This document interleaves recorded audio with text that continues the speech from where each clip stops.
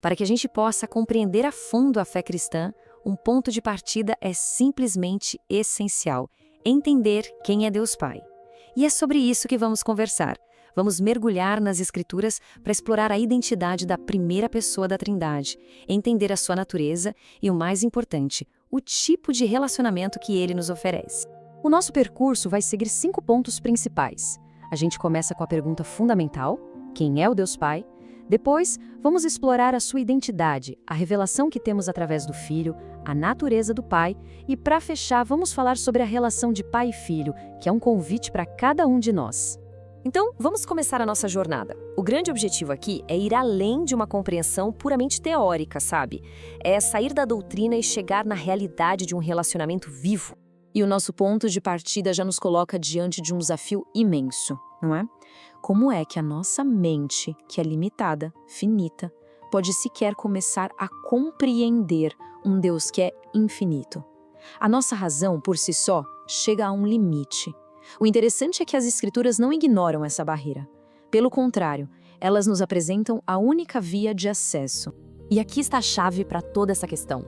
O conhecimento do Pai não é uma conquista intelectual, não é algo que a gente alcança com esforço próprio. É uma revelação. Uma revelação que é concedida exclusivamente pelo Filho. É somente através de Cristo que o Pai se permite ser conhecido. Com isso bem entendido, a gente pode avançar para a identidade do Pai. As Escrituras o definem de forma muito clara. Ele é a fonte primordial de tudo que existe. A doutrina cristã estabelece 3 verdades fundamentais sobre o Pai. Primeiro, que ele é o único Deus verdadeiro. Claro, junto ao Filho e ao Espírito. Segundo, ele é a fonte da própria divindade. E terceiro, um ponto crucial: toda a sua ação no mundo acontece por meio do Filho e do Espírito Santo. E quando usamos o termo Pai, isso é muito mais do que um título de soberania. É a definição de um relacionamento. Pense bem, ao nos ensinar a orar Pai Nosso, Jesus redefine completamente a nossa relação com Deus. Não se trata mais de um ser distante que deve ser temido, mas de uma comunhão íntima, pessoal e, acima de tudo, transformadora. E é essa revelação que nos leva direto ao coração da mensagem cristã. O papel central e absolutamente exclusivo de Cristo como a ponte que nos conecta ao Pai. A afirmação de Cristo aqui é absoluta. Não existem múltiplos caminhos para o Pai. Ele se apresenta como o único caminho, a única verdade e a única vida. O acesso ao Pai é mediado exclusivamente por Ele. Essa verdade se aprofunda ainda mais com essa outra declaração. Ver a Cristo é ver o Pai. As suas palavras, as suas ações, o seu caráter não são apenas um reflexo, mas a manifestação visível e perfeita da natureza do Pai. A conclusão, portanto, é inevitável. Qualquer tentativa de conhecer o Pai que ignore ou contorne a pessoa de Cristo vai resultar num conhecimento incompleto ou, pior, distorcido. A revelação de Deus é, por definição, centrada em Cristo.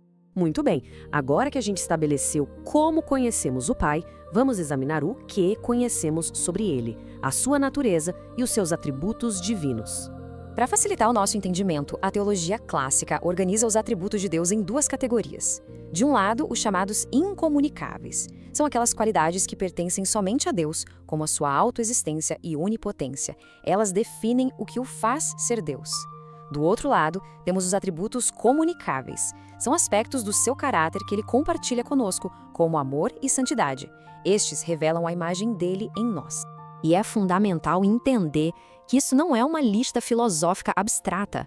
Cada um desses atributos é revelado de forma consistente ao longo de toda a Bíblia, construindo pouco a pouco um retrato coerente da pessoa de Deus.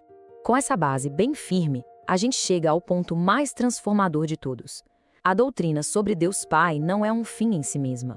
Ela é o fundamento para um convite pessoal, um convite a um relacionamento. Através de Cristo, ocorre uma mudança radical de status. A nossa relação com Deus deixa de ser baseada no medo, como a de um escravo, e passa a ser firmada na segurança da adoção. Nós recebemos o direito de nos dirigirmos a Ele como Abba Pai, uma expressão de profunda intimidade e confiança de filho. Esse processo transformador tem 3 etapas bem claras. Primeiro, A condição natural da humanidade é de inimizade, de separação de Deus. Segundo, através de Cristo, essa barreira é removida e acontece a reconciliação.